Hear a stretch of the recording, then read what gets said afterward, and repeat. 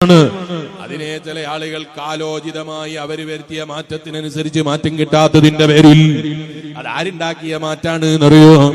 കാലോചിതമായ മാറ്റം എന്ന് പറഞ്ഞാൽ ആരുണ്ടാക്കിയ മാറ്റമാണ്? മനുഷ്യനുണ്ടാക്കിയ മാറ്റമാണ്. ഇന്നത്തെ ആശയമാണോ മനുഷ്യന്റെ ആശയം നാളെ? അങ്ങനെ പറയാൻ ധൈര്യമുള്ളവനുണ്ടോ? 1400 കൊല്ലം മുമ്പ് ആയിഷ ബീവി റളിയല്ലാഹു അൻഹയെ നബി സല്ലല്ലാഹു അലൈഹി വസല്ലം തങ്ങൾ വിവാഹം കഴിച്ചത് എത്രാം പ്രായത്തിലാണ്? ഇതിന്റെ പേരിൽ ചില ആളുകൾക്ക് ഉറക്കം കിട്ടുന്നില്ല. എത്ര കൊല്ലം മുമ്പ് നടന്ന സംഭവമാണ്? 1400 കൊല്ലം മുമ്പ് നടന്ന സംഭവം. ഇതിന്റെ പേരിൽ ഉറക്കം കിട്ടുന്നില്ല. അതേ സ്ഥാനത്ത് നമ്മുടെ നാട്ടിന്റെ പരിസരത്തിൽ നടക്കുന്ന ചില തോന്നിവാസങ്ങളുടെ പേരിൽ നിങ്ങൾ ഇന്നത്തെ പത്രം എടുത്ത് വായിച്ചോളൂ. ഏത് പത്രമായാലും ബലാത്സംഗത്തിന്റെ കഥ പറയാത്തൊരു പത്രമുണ്ടോ? ബലാത്സംഗത്തിന്റെ ഒരു കഥ പറയാത്ത പത്രം കാണിക്കാനുണ്ടോ നിങ്ങൾക്ക്? ഒരു ദിവസത്തെ പത്രം കാണിക്കാനുണ്ടോ? എന്തെല്ലാം ക്രൂരതകള്, എന്തെല്ലാം നിലക്കുള്ള അഭിമാനം നഷ്ടപ്പെടുത്തുന്ന മനുഷ്യരെ കൊന്നുകളയുന്ന സംഗതികള് ഭൂമി ലോകത്ത് നടക്കുന്നുണ്ട്. അതിനെക്കുറിച്ചൊന്നും പറയാൻ ആളുകളില്ല. അതിനുവേണ്ടി സിന്ദാബാദ് വിളിക്കാനല്ലാതെ, അതിനു വേണ്ടിയിട്ട് സിന്ദാബാദ് പറയാനല്ലാതെ, അതിനു വേണ്ടിയിട്ട് കൂട്ടുപിടിച്ചു കൊടുക്കാനല്ലാതെ, അതിനു വേണ്ടിയിട്ട് എങ്ങനെയെങ്കിലും പരിശ്രമിച്ചിട്ട് ജനങ്ങൾക്കിടയിൽ അത്തരം തോന്നിവാസങ്ങൾ നടത്താൻ അധികരിപ്പിക്കാനല്ലാതെ ഇവർക്ക് സമയമില്ല. 1400 വർഷങ്ങൾക്ക് മുമ്പ് അല്ലാഹുവിന്റെ റസൂൽ മുഹമ്മദുർ റസൂലുള്ളാഹി സ്വല്ലല്ലാഹു അലൈഹി വസല്ലം തങ്ങൾ ആയിഷ ബീവി റളിയല്ലാഹു അൻഹയെ അന്നത്തെ കാലത്ത് ആചാരപ്രകാരം ഒരു പ്രശ്നവും ഒരാൾക്കും പറയാനില്ലാത്ത സമയത്ത് അവിടുന്ന് വിവാഹം കഴിച്ചതിനെ കുറിച്ചാണ് ഇപ്പൊ ചില ആളുകൾക്ക് സംശയം തീരാത്തത്. ഞാൻ ചോദിക്കട്ടെ, നിങ്ങൾ ഈ പറയുന്ന മാറ്റം ആരുണ്ടാക്കിയതാണ്? 20 വയസ്സാകണം, 30 വയസ്സാകണം, 40 വയസ്സാകണം എന്നൊക്കെ ചില ആളുകൾ പറയുന്നുണ്ടല്ലോ. ആരുണ്ടാക്കിയതാണോ ഈ മാറ്റം? മനുഷ്യനുണ്ടാക്കിയതാണ്.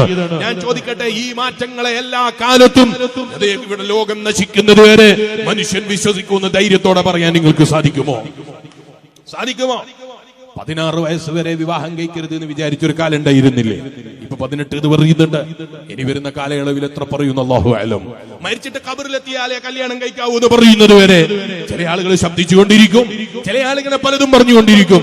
എന്തിനാണ് വിവാഹം എന്ന് പറയുന്ന ഈ ഒരു നല്ല ചടങ്ങിനെ ഇല്ലായ്മ ചെയ്ത് മനുഷ്യന്റെ ചാരിത്ര ശുദ്ധിയെ ഇല്ലായ്മ ചെയ്യാൻ ആരൊക്കെയോ കൊണ്ടുവരുന്ന പല ചിന്തകളും അത് ആകാശത്ത് നിന്ന് ഇറങ്ങി വന്നതല്ല, ദൈവികമല്ല, അങ്ങനെയുള്ള എന്തെങ്കിലും കാര്യങ്ങളല്ല, മനുഷ്യന്റെ ബുദ്ധിയിൽ ഉദിച്ച് മനുഷ്യൻ കണ്ടെത്തിയ കാര്യങ്ങളാണ്.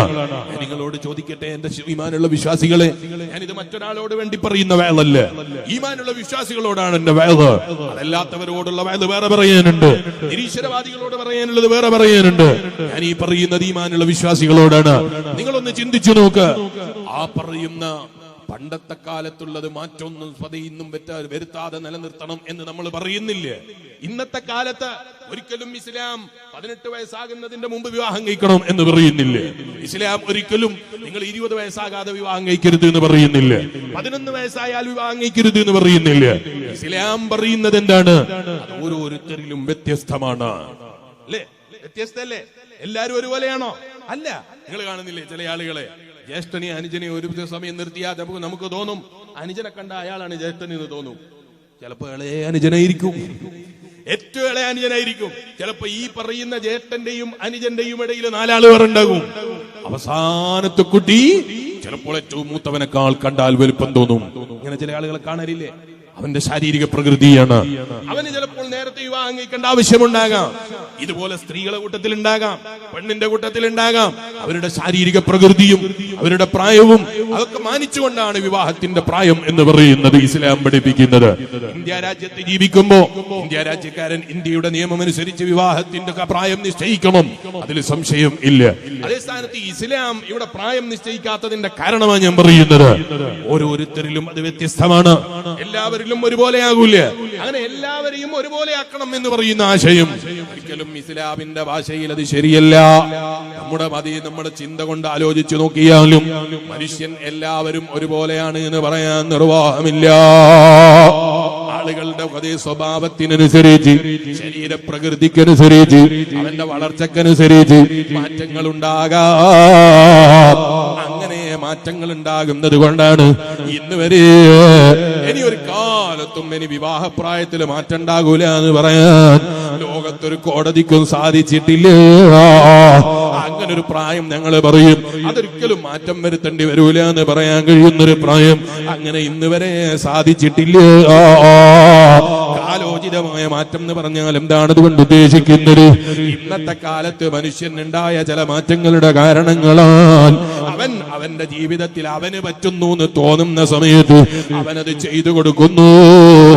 എന്നാ 18 വയസ്സ് കഴിഞ്ഞ് 20 വയസ്സ് കഴിഞ്ഞിട്ട് വിവാഹത്തിന് ആവശ്യമായ ചെറിയ ചിന്താഗതിയും ആലോചനയും ശാരീരിക പ്രകൃതിയും അതിനാവശ്യമായതൊന്നും കിട്ടാത്തതിന്റെ പേരിൽ വിവാഹം കഴിച്ചിട്ട് നമ്മൾ പറയുന്ന 20 കഴിഞ്ഞിട്ടും ഇതുവരെ വിവാഹത്തിന്റെ സുഖത്തെക്കുറിച്ച് ഓർമ്മയില്ലാതെ ജീവിക്കുന്ന പെൺകുട്ടികളെ ലോകത്ത് കാണാനില്ലേ? ഇത് വ്യത്യസ്തമാണ്. ഒരിക്കലും നമുക്ക് ഇന്നത് എന്ന് പറഞ്ഞ് നിട്ടപ്പെടുത്താൻ കഴിയുന്നതല്ല. അതുകൊണ്ടാണ് ഇസ്ലാം അവരുടേതായ പ്രായവും അവരുടേതായ ശാരീരിക പ്രകൃതിയും അവരുടേതായ ഭാവങ്ങളും നോക്കിയിട്ടാണ് അത് തീരുമാനിക്കേണ്ടത് എന്ന് ഇസ്ലാം പഠിപ്പിച്ചത് കേട്ടോ. എന്നാ എന്റെ വയല് കേൾക്കുന്ന വിശ്വാസികളെ, മനുഷ്യൻ കണ്ടെത്തിയിരിക്കുന്ന ലോകത്തുള്ള ഏത് കണ്ടുപിടുത്തങ്ങളാണെങ്കിലും മാറ്റം വരുത്താത്തതായി ലോകത്തൊന്നും പറയാനില്ല, ലോകത്തൊന്നും കാണിക്കാനില്ല. ആലോചിച്ചു നോക്ക്. നമ്മുടെ മാണിക്കോത്ത് എന്ന് പറയുന്ന പ്രദേശത്ത് ഇതേതാ വർഷം? 2025 അല്ലേ? മാസം ജനുവരി. ഇന്നെത്രയാ ഡേറ്റ്? 24 അല്ലേ? 23 ദിവസം ഈ വർഷം തുടങ്ങിയിട്ട്. ഞാൻ ചോദിക്കട്ടെ, ഭൂമി ലോകത്ത് മനുഷ്യൻ ഒരുപാട് മാറി, ഒരുപാട് തികഞ്ഞു, ഒരുപാട് മനുഷ്യൻ ഉന്നമനങ്ങളിലെത്തി. ഇത് മനുഷ്യൻ ബാധിക്കുന്ന ഇല്ലെന്ന് ഞാൻ പറയുന്നില്ല. പക്ഷെ ഒരൊറ്റ ചോദ്യം അവരോട് എനിക്ക് ചോദിക്കാനുണ്ട്. 23 ദിവസേ ആയിട്ടുള്ളൂ 2025 തുടങ്ങിയിട്ട്. ഈ 25 ദിവസത്തിനുള്ളിൽ ഈ പറയുന്ന മനുഷ്യൻ എന്തെല്ലാം മാറി മാറി ചിന്തിച്ചിട്ടുണ്ട്. ഇതുവരെ കോടികൾ ചെലവഴിച്ച് ആ വലിയ വലിയ സംഗതികൾ ചെയ്തു വെച്ച് 2025 കടന്നു വന്നപ്പോ ആ ചെയ്തതെല്ലാം ഫൗളായിരുന്നു എന്ന് ബോധ്യപ്പെട്ടു. അങ്ങനെ പലതും ഇല്ലേ? അമേരിക്കക്കാരൻ എത്രത്തോളം പുരോഗമിച്ചു എന്നറിയോ? അമേരിക്കയിലെ ന്യൂയോർക്ക് എന്ന് പറയുന്ന പ്രദേശത്ത് നിന്ന് വാഷിംഗ്ടണിലേക്ക് കാർ ഡ്രൈവ് ചെയ്തുകൊണ്ടിരിക്കുമ്പോ എന്റെ മൊബൈൽ ഫോണിൽ ഒരു മെസ്സേജാണ്. എന്താ മെസ്സേജ് ഇതറിയോ? 10 മിനിറ്റിനുള്ളിൽ നിങ്ങൾ നിൽക്കുന്ന പ്രദേശത്ത് നല്ല കഠിനമായ മഴ പെയ്യും. നമ്മളെ നാട്ടിൽ മഴ പെയ്യുന്നതിന്റെ അറിയിപ്പുണ്ടാകലുണ്ട് അല്ലേ? എങ്ങനെയുണ്ടാകല്? മഴ പെയ്യാനും പെയ്യാതിരിക്കാനും സാധ്യതയുണ്ട്. കലക്ടർ ഇതും കൊണ്ടങ്ങ് കൂടുങ്ങല. കാരണം മഴ പെയ്യാനും പെയ്യാതിരിക്കാനും സാധ്യതയുണ്ട് എന്നാ പറഞ്ഞത്. മഴ പെയ്യൂന്ന് വിചാരിച്ചു ഒരു സ്കൂളിൽ ലീവാക്കിയാൽ പിറ്റേ ദിവസം മഴ പെയ്തില്ലെങ്കിൽ നാട്ടുകാരൊക്കെ പറയും കലക്ടർ വെറുതെ സ്കൂളിൽ ലീവാക്കി, ആ കുട്ടികളെ ക്ലാസ്സൊക്കെ ഒഴിവാക്കി എന്ന് പറയും.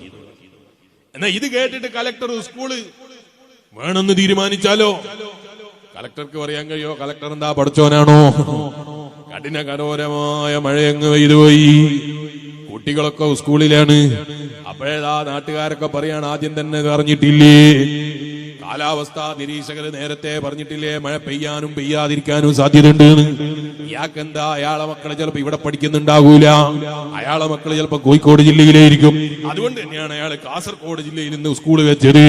അയാളെ മക്കൾക്കൊന്നും വരാനില്ലല്ലോ, നമ്മളെ മക്കൾക്കല്ലേ വരാനുള്ളത്. യഥാർത്ഥത്തിൽ ആരാ കുടുങ്ങിയത്? ഈ കാലാവസ്ഥാ നിരീക്ഷകരുണ്ട്.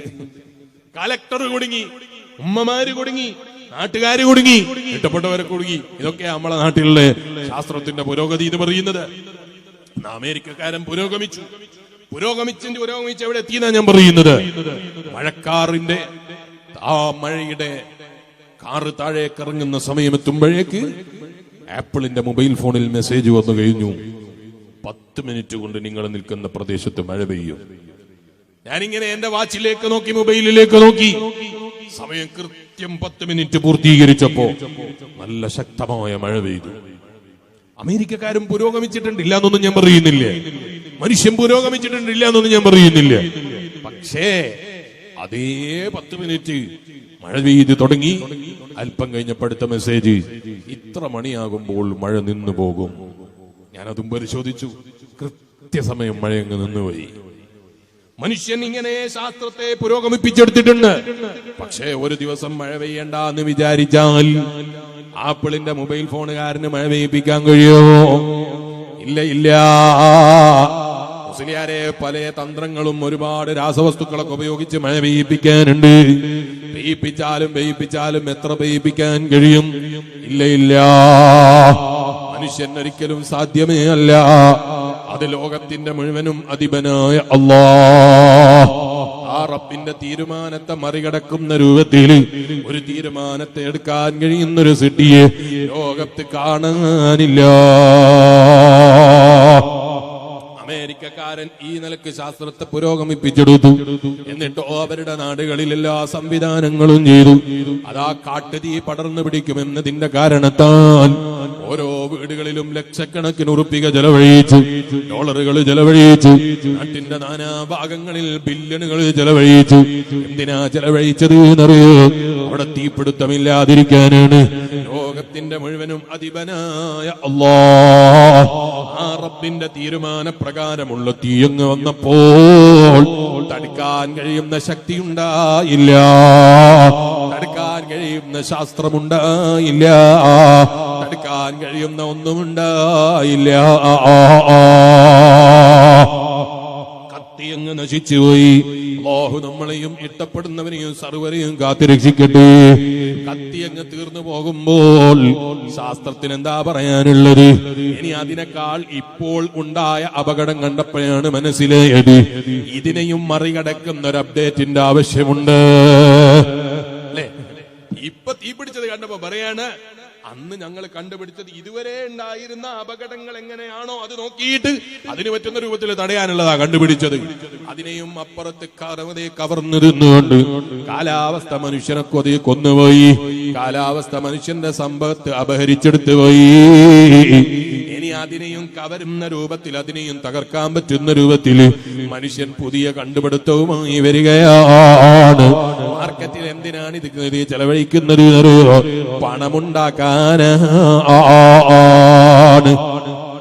അപ്പൊ എല്ലാവരും എന്ത് ചെയ്യും?